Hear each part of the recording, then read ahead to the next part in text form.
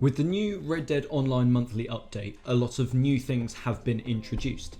And while looking through all of the new content, I discovered a new strategy that you can use to get a huge amount of gold and money. Doing this strategy non-stop can reward you with up to 4 gold bars and around $500 an hour. This is not very difficult to do and can also be done alongside other money making strategies such as using the moonshiner role or the trader role to gain even more of a profit on top of the mission that you're doing already. If you want to see how to do this, then make sure to keep watching the video. However, before I start the video, I would really appreciate it if you were to hit the like button on this video if you enjoy it, as it shows what sorts of videos you guys are enjoying and will really help me see what videos I should be doing more of. And on top of this, it really helps push my videos out to a larger audience, which helps me out greatly. If you have seen my videos before and you enjoy the type of content I produce, then make sure to hit the subscribe button and the bell next to it to be notified whenever I make a new video. I've done more videos on Red Dead Online, such as other ways on how to get gold quickly, as well as how to get money quickly, and I've also done a solo public lobby in the latest update, so if that appeals to you, then make sure to check that out after you have watched this video. Now, with this new strategy that I've discovered and abused recently, what I do is I am doing a specific Skeldings contract telegram mission called Sow and Reap, which is currently on 3 times gold and money at the moment. The reason why this mission is so good is because you can do this mission very easily and quickly without having to pay much attention to it, and you still get huge returns at the end just as long as you follow my steps in the video. Then, as you will see later on in the video, after you complete these missions and you get the rewards, then in between the cooldowns of doing all these telegram missions, then you can go back and forth between doing the moonshiner role most commonly, but you can also use the naturalist role to get legendary pelts that you can then give to your butcher's table at your trader role, and then you'll get a lot of rewards from that, such as the money. To do this strategy, what you are going to want to do is start by going into your player menu and go into your telegrams mission, go onto the Skelding contract and enter the Sow and Reap one at the bottom. As you can see, I am on ruthless mode because I have completed the mission 3 times. However, if you haven't done it before, then your difficulty and your rewards may be lower. Play the game 3 times and you'll be on the same rewards that I am.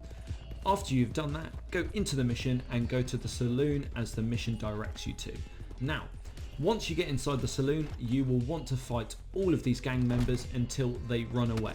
One tip that I have found is that if you do a running attack onto the red character in front of you, which means sprinting, and then hold your attack button, then he will fall onto the ground, hit him a couple more times, and then that instantly defeats one enemy. Keep using a mix of your block and attack to defeat the other 3 characters until the leader gives up the location of the bounty that you want to turn in. After you have done that, you are going to once again follow where the mission is directing you to, and you will end up at an old fort. What you will be doing next is killing everyone at the fort until you make your way to your bounty, and then after you do that, you are going to capture him. Now, that is what the mission wants you to do. One easy way that I've found to do this mission is to kill the 2 guards at the front that you see me doing in the video, and then ride your horse right up next to this barricade. After you're going to do that, then you're wanting to get off the horse, hide behind the barricade and keep headshotting the enemies. Now, whatever you do not want to leave from behind this barricade. The enemies deal a huge amount of damage, and if you leave, then you will most likely die. You do not need to do anything other than kill the enemies. The mission does not actually tell you this, but after a while the yellow on your map will disappear, and then that indicates that your bounty is about to leave the fort and ride away.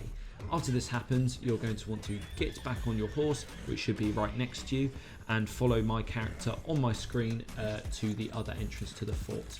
You're going to want to try your hardest to kill all the guards, and once the bounty leaves, then you're going to want to shoot his horse with whatever shotgun you have on hand, or any elephant rifle, basically anything that can one-shot his strong horse.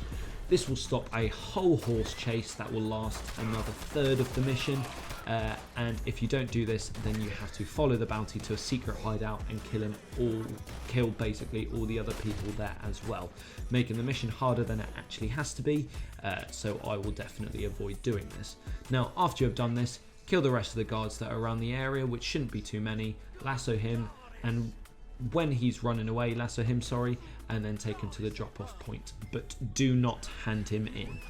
If you have done the mission as fast as I have, then by this point you will be around 6 to 8 minutes into the mission.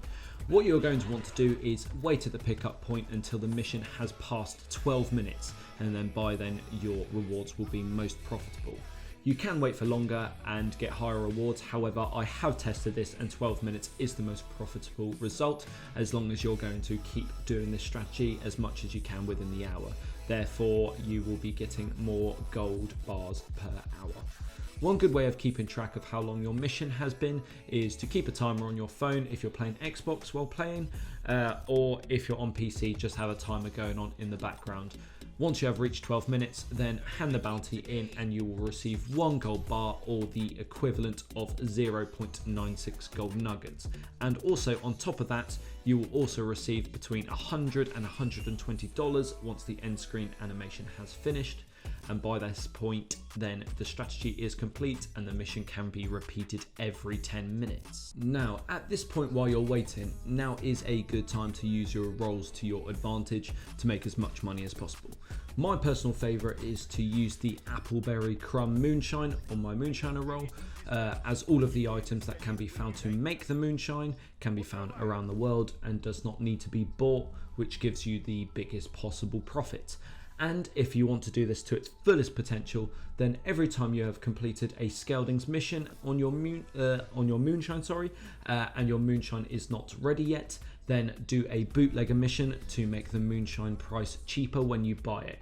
So next time you buy it, it will be half price, or even less depending on how many missions you do in the time.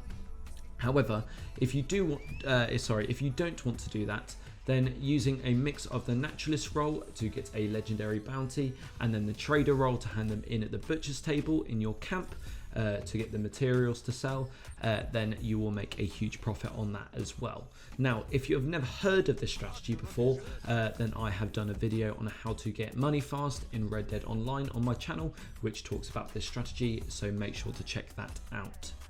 If you, however, like to do the collector role, which is personally my favourite role, then what I suggest you do is in between missions, you go onto the Jean Ropes collector map on Google and look for the wildflowers, all the tarot cards, the antique alcohol bottles, the bird eggs, and finally the family heirlooms. This is because all of these collectibles can be found and traded in the same working day, which will give you a guaranteed profit. However, if you try and look for all the other collectibles, such as the coins, the lost jewelry, and the fossils, then there is no guarantee that you will get them, because they work on a percentage-based system, unlike the ones I've just mentioned, and is therefore not as profitable. Once again, if you do not know what the Jean Rope collector map is, then I once again have spoken about that on my other video, so make sure to give it a watch. And that now brings me to the end of the tutorial, guys. If you have found it useful and you've enjoyed the video, then please show some support and hit the like button on the video and hit subscribe to see more videos like this from me.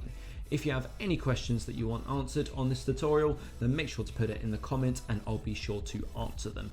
Anyway guys, I hope you guys have enjoyed the video. That has been me, and I will see you soon with another tutorial YouTube video. Goodbye everyone.